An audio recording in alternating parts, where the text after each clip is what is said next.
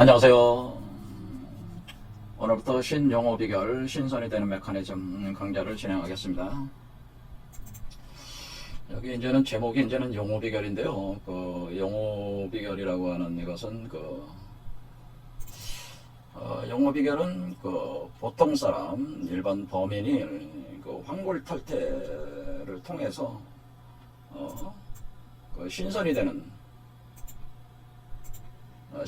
이거죠. 신선이 되는 과정을 담고 있는 그 과정을 용어 교구의 이치로 설명했다는 용어 교구의 이치로 이렇게 설명한 비결서다라는 비결서. 그래서 이 비결이라고 하는 것은 어떤 감추어져서 전해 내려오는 어떤 그런 내용들이라고 텍스트라고 이렇게 볼 수가 있죠. 그러면 이제 보통 사람이 신선이 되는, 초인이 되는 것이죠. 보통 사람을 초인으로 바꿔주는, 그러니까 진화시켜주는, 변화시켜주는, 그러니까 진화 혹은 변화 이렇게 시켜준다고 하는데, 그 보통 사람이 그 신선으로 변화하는 것을 환골탈태라고 하는 것이죠. 그러니까 그 환골탈태라고 하는 것은 그 골이라는 게 뼈를 바꾼다, 뼈의 질을 바꾼다는 뜻이 있습니다. 뼈의 질을 바꾸고, 그리고 어떤 태가 있다고 하는 거죠. 그래서 우리 몸에서 신태 영아라는 그 아이를 하나 태아로 형성을 하게 되는데, 이 과정에서 그러면은 여기 그림에 첫 번째 제목 나와 있는 그림에 요 아이를 이렇게 포태하게 된단 말이야. 포태하게 되고 여러분에 있는 뼈에 관련된 뼈 성분들, 그러니까 그것을 우리가 보통 얘기하기를 금 성분이라고 합니다. 그러니까 오행의 요소 중에 수화목금 토 중에 금에 관련된 성분, 이것을 바꾼다는 거죠. 바꾸는 것은 그 뼈질을 고도순수 정제시키는 겁니다. 그래서 고도순수 정제를 해가지고 이 아이의 몸으로 만들어서, 그러면 이제 이게 우리 몸이 이렇게 이제 나오는 것이 이게 영아 현형한다라고 하는, 영아가 갓난아이가 형태를 이렇게 드러낸다고 하는 거죠.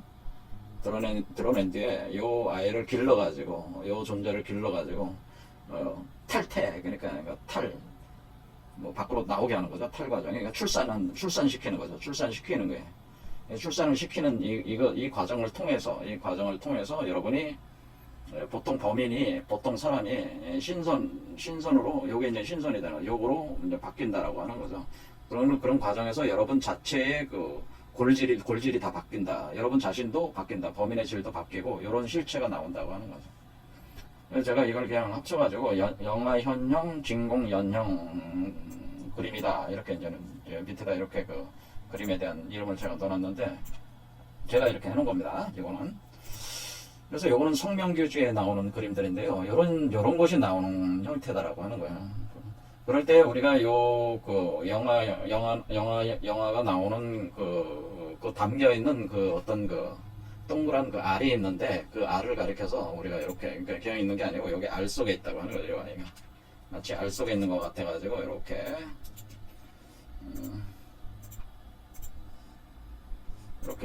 이렇게 알 속에 있다고 치면은 요 알을 가리켜서 우리가 단이라고 하는 거죠. 단. 요걸 단이라고 하는 거니까, 그러니까 이 단. 그래서 사실은 이 알 속에서 마치 아이를 이렇게 만들어내는 것 같다. 그래서 이 단을 연단한다라는, 그걸 이제 연단한다고 하는 거죠. 연단. 연단. 제가 연자를 지금 한자로 불릴연으로 바꿨습니다. 불린다는 건 뭐예요? 이렇게 키운다는 뜻이죠. 불려나간다. 키워나가는, 연단하는, 키워나가는, 이 알 속에서 키워나가는 것이다.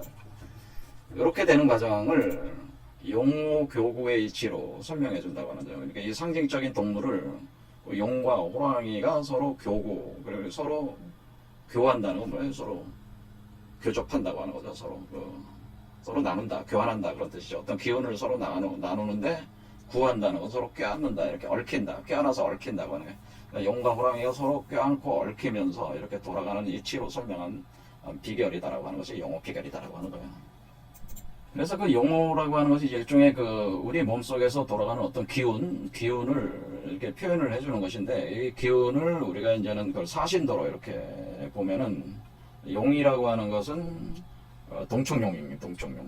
그 다음에 호랑이라고 하는 것은 서백호니까, 이거는 그 동청룡 서백호가 이렇게 교구한다라고 하는 거죠. 동청룡과 서백호가 교구한다.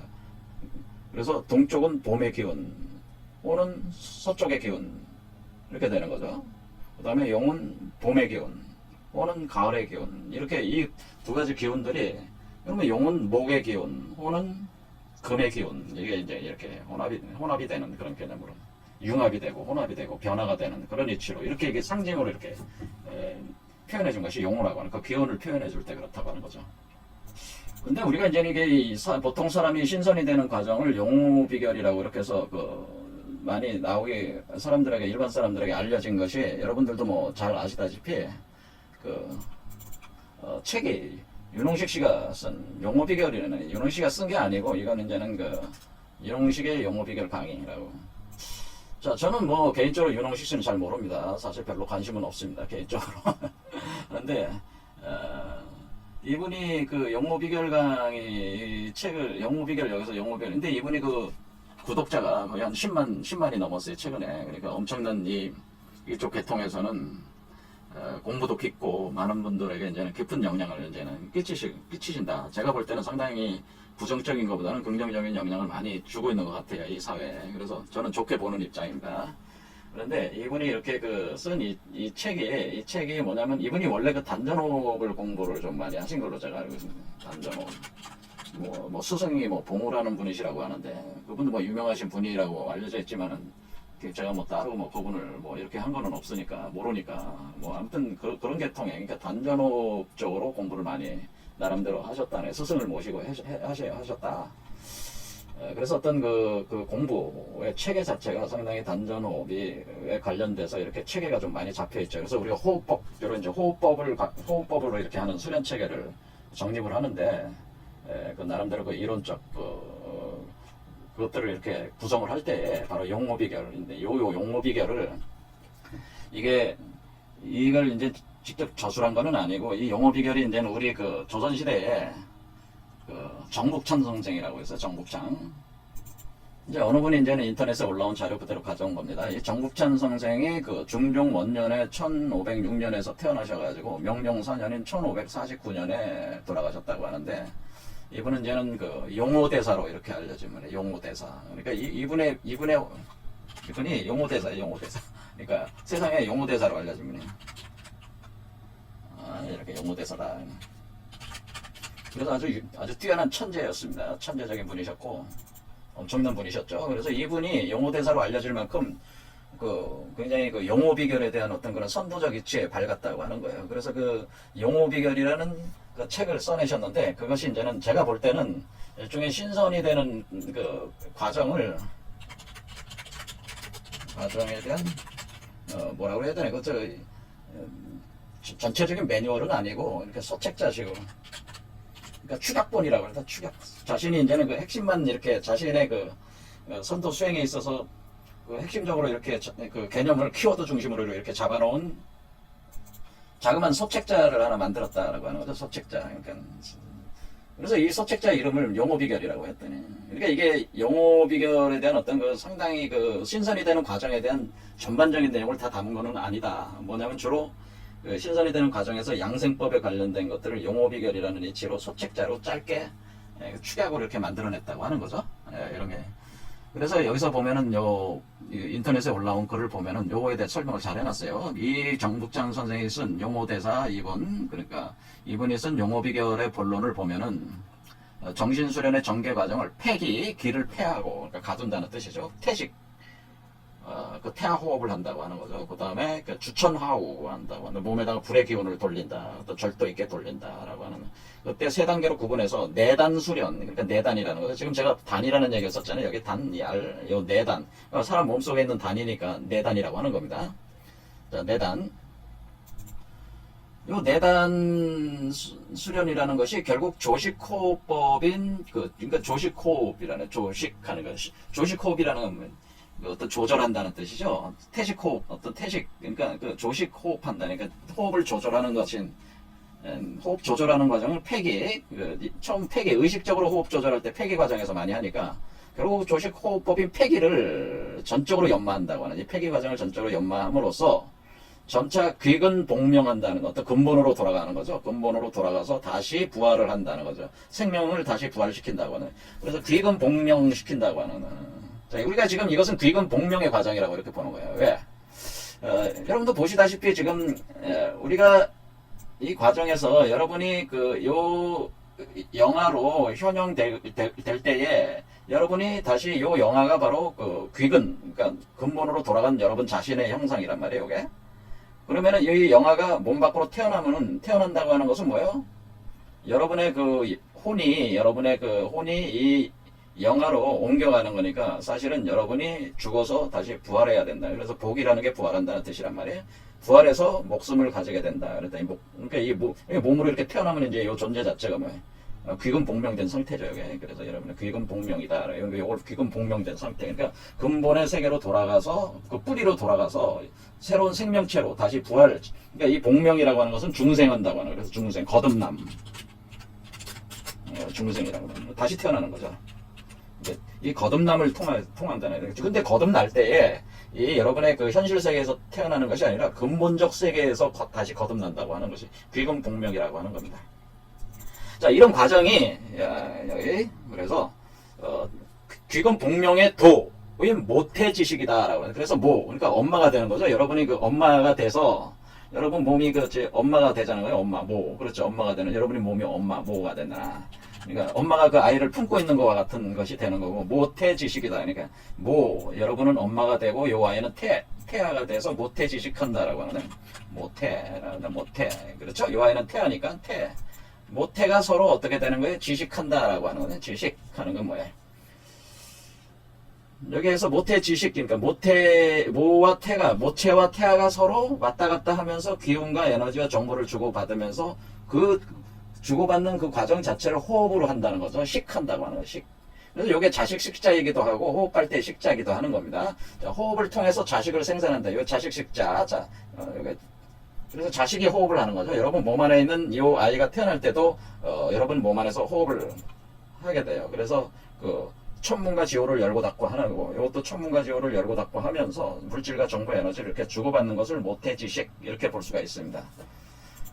자, 그래서 이런 것으로 나아가게 되고 최종적으로는 주천화우를 통해서, 그러니까 여러분 몸 안에서 뭐냐면은 여러분 이 아이가 태어나면 황골의 과정이 있어야 되니까 여러분의 골질을 바꿔야 되기 때문에 바로 금에 해당되는 질들을 바꿔야 되는 그 질들, 그것을 보통 우리가 물질적으로 납이다, 수은이다, 이런 식으로 우리가 연금술 개념으로 설명하는 겁니다. 이 선도에서 설명하는 연홍이라고 하는 거, 연홍이라고 하는 것이 바로 납과 수은을 뜻하는 거예요. 그래서 이렇게 어떤 금속적인 개념으로 이렇게 설명을 합니다. 이 골질을 가지고. 그래서 그 골질을 이렇게 변화를 시키는 거죠. 이렇게 변화를 시킬 때 여러분 몸 안에 있는 골질을 추출을 해가지고 그것을 불로 연단을 시키는 거죠. 연단을 시키는 과정이 주천화우 과정이에요. 이렇게 주천화우를 통해서 몸 전체에 팔맥과 12경락을 돌게 하면서 여러분 몸 전체에서 돌면서 여러분 몸 안에 있는 그 골질들을 변화시켜 나갈다. 그래서 그걸 정수를 뽑아낸다. 정수를 추출해내고 그것을 순수화시키는 이 과정이 주천화우 과정이다. 이렇게 통해서 결태한다고 하는 것은 뭐냐면은 몸을 이렇게 딱 만들어낸다고 하는 거죠. 이렇게 태아의 몸을 만든다는 게 결태라 이거죠. 그래서 이게 태아의 몸이 이제 결태가 되는 거죠. 이렇게 이렇게 태아의 몸이 딱 결태가 될 때, 이럴 때에 성도의 일단락을 맺게 됨을 밝혀줘. 그렇게 하게 되면은 도를 이룬 것이다. 그게 바로 성도라고 하는 거예요. 또 이 성도의 결정체로서 생기는 것이 불가의 살이다라고 하는 거예요. 살이. 그래서 그 불가의 살이라, 또 성가의 현주라고 하는 것이 바로 이 성도의 결정체로서 생긴다. 그럼 불가의 살이와 성가의 현주라는 것이 또 어떤 이렇게 이 과정에 있어서 결정체라고 이렇게 볼 수가 있느냐? 여러분의 몸이 이 아이로 이렇게 만들어져서 이렇게 나올 때 이 아이는 마치 나무에 여러분 몸 안에 씨를 뿌려가지고 하나의 씨앗이 움터가지고 자라는 것과 같이 돼가지고 그 나무의 그 열매에 씨앗들이 또 맺혀지게 되는데, 그것은 일종의 우주의 어떤 생성시키는, 만물을 생성시키는 어떤 그런 근원적인 씨앗이 형성이 되는 과정이기도 합니다, 사실은. 이것은 이제 나중에 더 설명을 드리겠지만 이치가 그렇기 때문에 바로 이와 같은 우주의 근원적인 참된 씨앗, 우주를 생성시키는 우주를 만드는 우주 씨앗이 있어요. 그 씨앗들을, 모든 만물의 씨앗이 바로 이 우주의 하나의 씨앗을 근거로 해가지고 이렇게 나오는 겁니다. 그래서 그 씨앗들을 갖게 된다. 그 씨앗을 갖게 된다고 하는 거죠. 그것이 바로 현주라고 하는 것이고, 그것을 가리켜서 사리다라고 하는. 그래서 이렇게 나온 존재는 바로 같은 사리를 갖게 된다. 그 현주를 갖게 된다. 이렇게 되는 거죠. 그래서 깨달음의 자취에서는 선불이 대동소이함을 정확하게 지적하고 있다는 것도 이 책의 특견이다라고 해서 인터넷에 올려놓으신 분이 이걸 굉장히 정밀하게 간단 명료하게 잘 설명을 해주셨어요. 자, 그래서 이것을 제가 또 부차적으로 설명을 해준 겁니다. 자, 그렇게 할 때 이 정북천 선생이 쓴 용어 비결에는 이 신묘한 이치를 굉장히 압축적인 소책자로 만들어가지고 사람들에게 이제 전해주셨는데, 막상 이분께서는 연세가 이게 성통공안한 그 상태의 그 과정을 다 설명을 해놓고서는 이분이 44살에 돌아가셨어요. 44살에.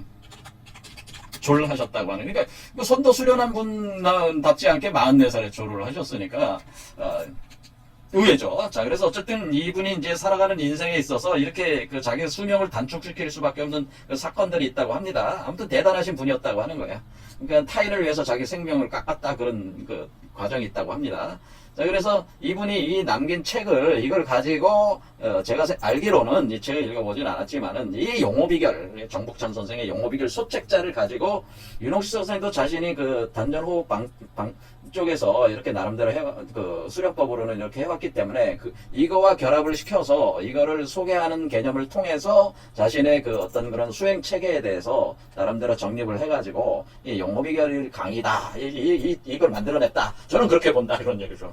읽어보진 않았지만 안 봐도 딱 그렇게 나오는 것 같아요. 그런데 이제는 제가 이렇게 선도에 대한 강의를 하게 된 저 자신의 어떤 그런 배경을 좀 말씀을 드리자면은,